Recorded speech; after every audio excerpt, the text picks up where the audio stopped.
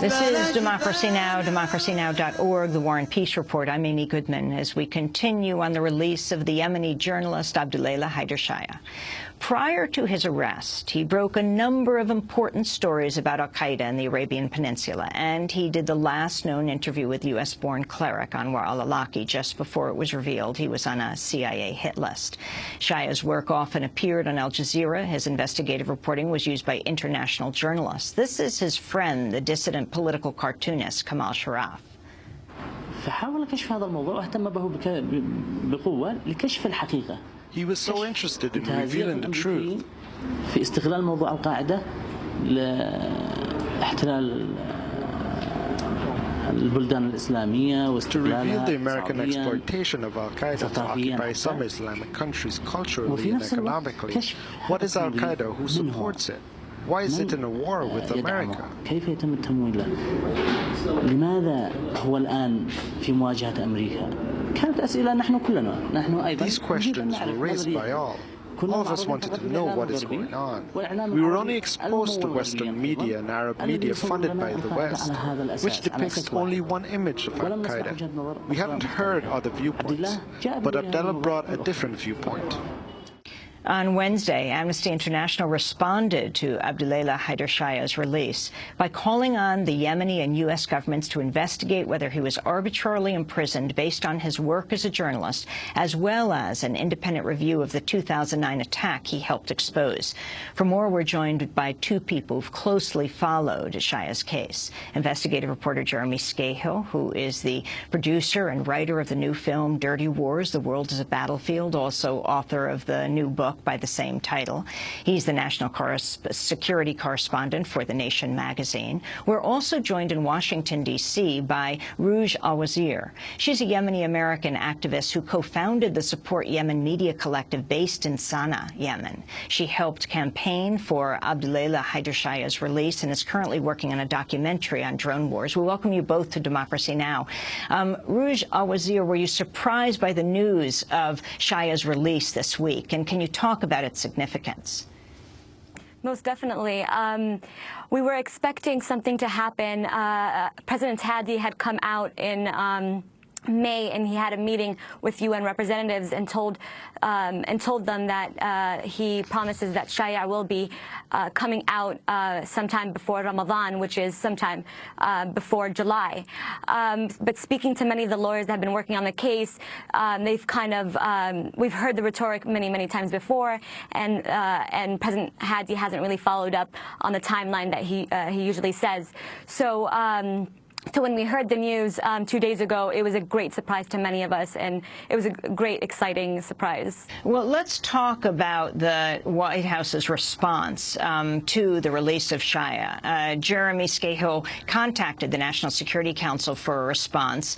This is what the National Security Council spokesperson Bernadette Meehan wrote. She wrote, quote, "We're concerned and disappointed by the early release of Abdul Shaya, who was sentenced by a Yemeni court to 5 years in prison for his involvement with al-Qaeda in the Arabian Peninsula." Jeremy Scahill, talk about what they have said. First of all, we should we should let that statement set in.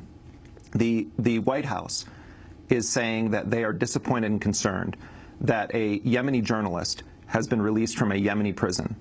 The White House is citing his conviction that he supposedly was a supporter of al-Qaeda in a kangaroo court, a court that was condemned by every major international media freedom organization, every major international human rights organization. It was a total sham trial where he was kept in a cage during the course of his prosecution and was convicted on trumped-up charges. So Mr. Constitutional Law Professor President is saying that this Yemeni court that has been condemned by every international human rights organization in the world is somehow legitimate. Secondly, when I've asked the White House and the State Department for a shred of evidence that Abdulelah Haider Shaya was guilty of anything other than journalism, critical journalism, they won't provide it. They just say what they often do: state secrets, trust us. The fact is, Abdulelah Haider Shaya is a journalist who did very critical interviews with people like Anwar al-Awlaki. If you go back and you read his interviews with al-Awlaki, he's challenging him on his praise of the underwear bomb attempt, saying, but that was a plane full of civilians. How is that a legitimate target? In fact, I would put forward that Abdullah Haider Shaya asked more critical questions of figures within the al-Qaeda organization in Yemen than a single member of the Caviar Correspondents Association in the United States, those jokers who sit in the front row and pretend to play journalists on television. This was a man who was put in prison because he had the audacity to expose a U.S. cruise missile attack that killed 36 women and children. And the United States had tried to cover it up. They had the Yemeni government take responsibility for the strikes. The U.S. role was not initially owned. They said that they had blown up an al-Qaeda training camp. The reality was women and children were killed. And why do we know that? We know it for two reasons. One is because Abdullah Haider Shaya went to the scene. He took photographs of what were clearly U.S. cruise missile parts with General Dynamics on them, made in the United States on them, and because of the WikiLeaks cables showing that General David Petraeus, who at the time was the CENTCOM commander, conspired with the Yemeni dictator, Ali Abdullah Saleh, for the United States to begin bombing Yemen in the form of drones and drone strikes and cruise missile strikes, and to have the Yemeni government publicly take responsibility for it. So when Abdullah Haider Shaya exposed this, and it became clear to the world that the Obama administration was starting to bomb Yemen, he was abducted by Yemen's U.S.-backed political security forces. He was taken to a jail and beaten and told that if he continued to report on the U.S. bombing campaign in Yemen, that he would be put back in jail. He went straight from his beating onto the airwaves of Al Jazeera and said, I was just abducted by Yemen security forces, and they threatened me. And then some months later, his house was raided in a night raid, and he was snatched and disappeared for 30 days. He was then brought into a court that was set up specifically to prosecute journalists who had committed crimes against the U.S.-backed dictatorship, and was sentenced to 5 years in that court. So my question for the White House would be, you want to co-sign a dictator's arrest of a journalist, beating of a journalist, and conviction in a court that every human rights organization in the world has said was a sham court. That's the side that the White House is on right now, not on the side of press freedom around the world. They're on the side of locking up journalists who have the audacity to actually be journalists. I want to go to a clip from your film, Jeremy, Dirty Wars, where you go to Al-Majla to speak with residents and survivors of the U.S. cruise missile attack in 2009.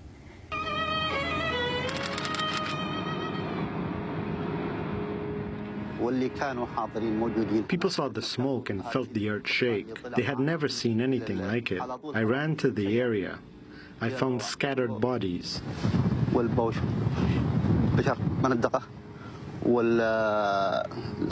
And injured women and children. 46 people were killed, including 5 pregnant women. If they kill innocent children and call them Al-Qaeda, then we are all Al-Qaeda. If children are terrorists, then we are all terrorists.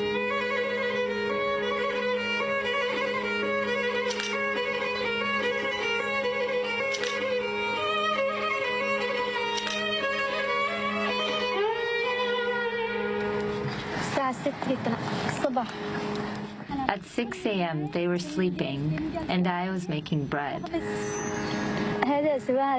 When the missiles exploded, I lost consciousness. I didn't know what happened to my children, my daughter, my husband. They all died. Only I survived, along with this old man and my daughter. Missiles attacked me, and my brother Ibrahim, and my mother. Their hands were cut.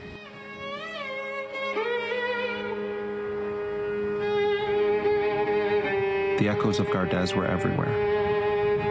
So many of the details repeating themselves. But there was one important difference. In Gardez, the American soldiers went to obscene lengths to cover up the killings. Here in Al-Majla, despite the official denial, they'd left their fingerprints strewn across the desert. Why would they deny something so obvious, when anyone who visited the bomb site would see the truth? But maybe that was the point. There was no declared war in Yemen. Out here, in the middle of the desert, no one was looking. An excerpt from Jeremy Scahill's Dirty Wars. Jeremy, you were at Al-Majla. And in fact, what I say right after that is that the one local journalist who had investigated the reporting, the bombing, had disappeared. What I felt there when I was talking to those survivors is that the only Americans they will ever meet are cruise missiles that took the lives of their family members. And being there with them and listening to this woman who had lost so many members of her family, and this tribal leader, Muqbal, who was there, he was spared from that attack only because he was running an errand that day, and he returned back to find his village completely blown up. And I talked to tribal leaders who went there within 24 hours of the strike, and they described a scene where livestock and humans, the flesh of livestock and humans was melted together, and they couldn't determine if it was goats or sheep or human flesh, and they were trying to figure out how to even bury the dead. And we have video that's extremely graphic of infants being pulled from rubble, and children. 21 children were killed in that attack, and 14 women. And they claimed it was an al-Qaeda strike, but then when the Yemeni parliament went to investigate it, they determined that was a total lie. And why is it that the Obama administration has never had to publicly state why they killed 14 women and 21 children in the first strike that President Obama authorized? And cruise missiles are a devastating weapon. Cluster bombs, which are banned internationally. The United States is one of the only nations on earth that continues to use cluster bombs. These are like flying landmines that shred people into ground meat. That's why the tribal leaders were saying we couldn't tell if it was the flesh of goats or sheep or humans. I've seen in Yugoslavia and elsewhere the aftermath of cluster bombs, but to use these on a Bedouin village, this White House should have to explain why that strike was in the interest of U.S. national security. You talked about the White House's response now that Shaya should have had to serve out his full term. Also talk about President Obama's phone call to the dictator, Saleh. Yeah, what happened is that, so Shaya is convicted in this kangaroo court, and then in February of 2011, the Saba news agency, the official Yemen news agency, did a report saying that Ali Abdullah Saleh, the dictator of Yemen, was going to pardon Abdullah Haider Shaya. You have to understand, at the time, there were posters put up all throughout the Yemeni capital demanding his freedom. There was huge tribal pressure. The human rights organization HUD, which was representing him, huge pressure. Rouge and other activists, other people in Yemen, there was massive pressure on that dictatorship to release him. Everyone knew it was a sham. And everyone in Yemen knows about the bombing of Al-Majla. You see postcards with it at demonstrations demanding accountability from the United States, and he's the guy who exposed it, so people knew who he was. So Ali Abdullah Saleh is in a position where it was becoming politically untenable to hold him in prison. He says he's going to pardon him. The Yemeni news agency releases this. That day, he gets a phone call from the White House. This is like a year ago. This was in February of 2011. He gets a phone call from the White House, not from some undersecretary of who knows what, but from President Obama personally. And President Obama, according to the White House's own readout of that call, expressed his concern about reports that they were going to release Abdullah Haider Shaya. And just to give you a sense of what a client state Yemen was, the pardon then is ripped up. And he remained in prison then over the course of the next 2 years. And in fact, the White House, President Hadi just left yesterday from Sana'a. He's visiting the United States right now. Supposedly it was for medical reasons, but he's now going to meet with President Obama. And I think it's going to be very interesting to see what comes out of that. The White House is clearly very, very irked that Hadi released Abdullah Haider Shaya. I wanted to go to the lawyer for 1 minute, to Abdullah Haider Shaya's lawyer, Abdurrahman Barman, who describes how Shaya was beaten and psychologically tortured by Yemeni security forces. Abdullah Haider received many threats from the security forces over the phone, and when he was kidnapped for the first time, they beat him and interrogated him concerning his statements and the analysis on the Al-Majla issue and the U.S. war against terrorism here in Yemen.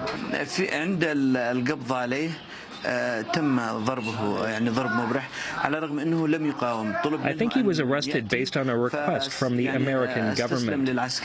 At the time of his arrest, they beat him, even though he did not resist them. He was asked by soldiers to come, and he went with them. They took him from his house, and when they were in his yard, the soldiers beat him cruelly using the butts of their guns. And one of them bit him in the chest, and the scar was still there when we met him. In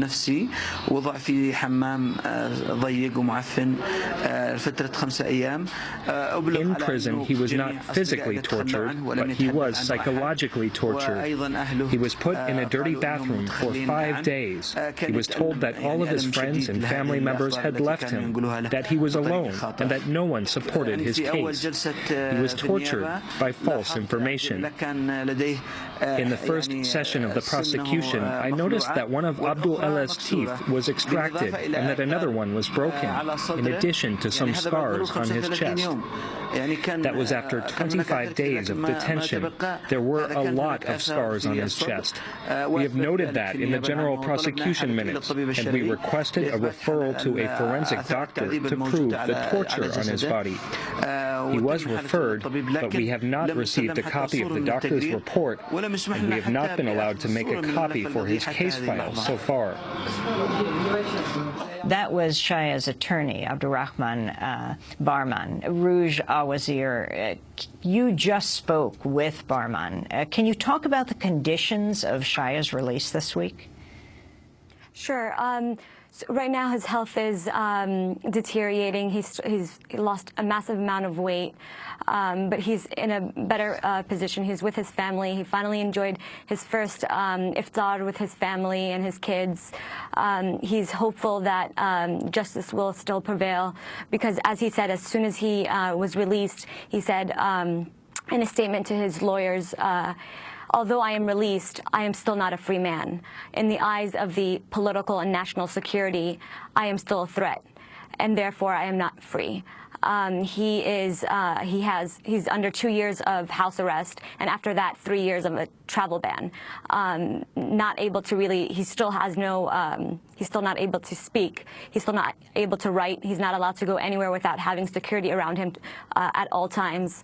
And this is all on the concept of him still, of him still being linked to Al-Qaeda with no evidence being supported or presented against him. So there's still this idea that he is, quote unquote, aiding the enemy or part of Al-Qaeda with no evidence against him. So although he's part of, he's out of jail, he still feels that he's imprisoned inside. Finally, Jeremy. So I think. Go ahead, Rouge. So I just think that's really important. Although this is a big victory that he has been released, I think that's something that we really need to be focusing on. That although that he's never been given a proper trial, that due process was completely skipped, that it was completely a political decision based on with no legal basis, only outside interference by the Obama administration. Jeremy, put Shaya's treatment in the context of how reporters are being dealt with today. Yeah, I mean, look at this White House's position on whistleblowers and on journalists. You had the seizure of the Associated Press phone records. You have record numbers of prosecutions and indictments under the Espionage Act. You have what I think amounts to a criminalization of independent reporting. This White House seems intent on having the only information that journalists have access to official leaks. And when it is meant to make the White House look noble and saving the world for peace, freedom, and democracy, and any independent reporting or talking to sources that are not official is frowned upon and at times prosecuted. There was a recent court decision that I think is very disturbing. James Risen of the New York Times has been ordered to testify against a source of his who was a whistleblower. You have Bradley Manning's trial coming to a conclusion. The charge against him of aiding the enemy boils down to an assertion that anyone who provides information on the internet that then can be read by a terrorist is somehow aiding the enemy. They're actually contending that Bradley Manning, in leaking the diplomatic cables, aided Osama bin Laden directly because Osama bin Laden was reported to have read some of the WikiLeaks cables. If that charge sticks, it should be chilling not just for journalists, but for the public at large. in the day of social media when everyone is a journalist of sorts.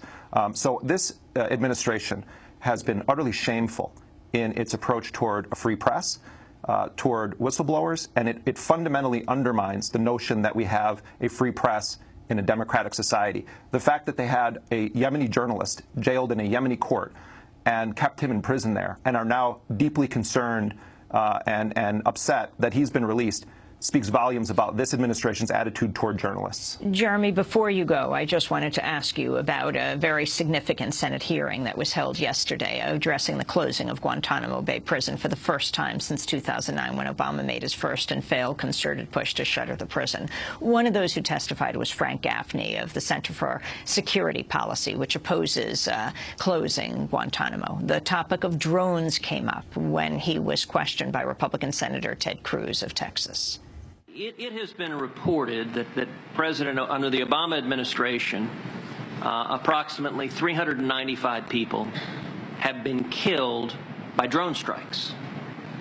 Are you aware of any reasonable argument that it is somehow more protective of human rights, more protective of civil liberties, to fire a missile at someone from a drone and kill them than it would be to detain them and interrogate them, determine their guilt or innocence, and determine what intelligence might be derived from that individual? I'm probably not the best arbiter of what is humane.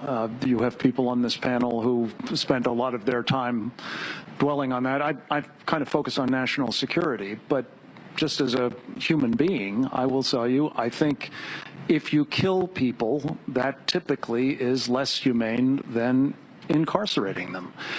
Letting them starve to death is, in my judgment, less humane than feeding them involuntarily if necessary. That was Frank Gaffney, Center for Security Policy, testifying at the Guantanamo Bay Prison hearing yesterday in the Senate. Jeremy Scahill. I mean, Frank Gaffney is a notorious, discredited neocon. The fact that he was even testifying, talks about the seriousness of that hearing. But let's be clear here. The Republicans during their administration, their sort of reign of terror, were Murder Incorporated, where torture was the official policy. They didn't even pretend to act like it was some abomination that happened once in a while.